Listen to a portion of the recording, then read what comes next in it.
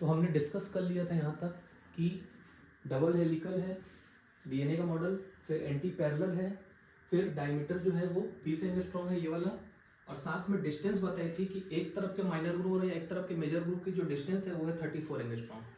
ठीक है, यहाँ तक हो चुका था। साथ में ये भी बता दिया मैंने कि 10 बेस पेयर के बराबर होता है 34 एंगस्ट्रॉम।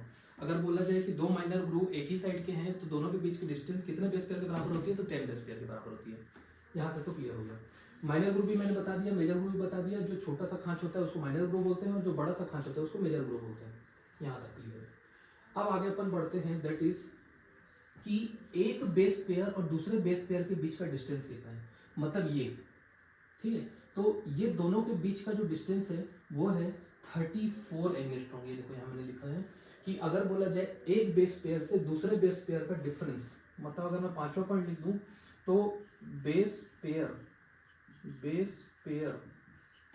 के बीच का जो डिफरेंस है, या ये दो बेस पेयर, जैसे ये एक बेस पेयर होगा थाइमिन और एडेनिन का बेस पेयर, और साइटोसिन और ग्वानिन का बेस पेयर, इन दोनों बेस पेयर के बीच का जो डिस्टेंस है, सॉरी इन दोनों बेस पेयर के जो बीच का डिस्टेंस है वो है आपका 3.4 एंगस्ट्रॉम।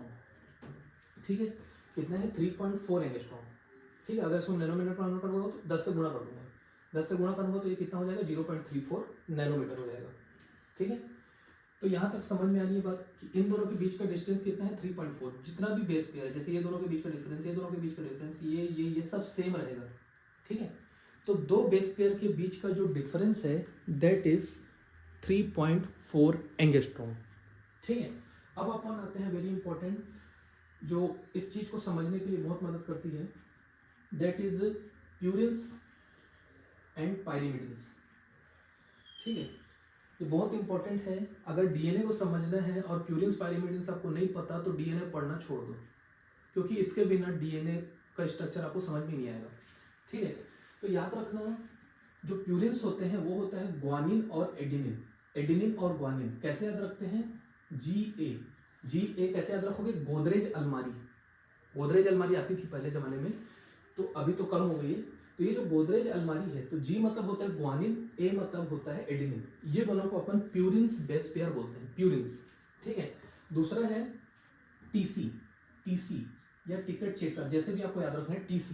टीसी का मतलब होता है थाइमिन और साइटोसिन। जो थाइमिन और साइटोसिन वो है पायरिमिडिन्स। ठीक है, चारगाफ रूल में एक नियम होता है, चारगाफ रूल बोलते हैं उसको। उस नियम के अनुसार हमेशा याद रखना purines always binds with pyrimidines. Purine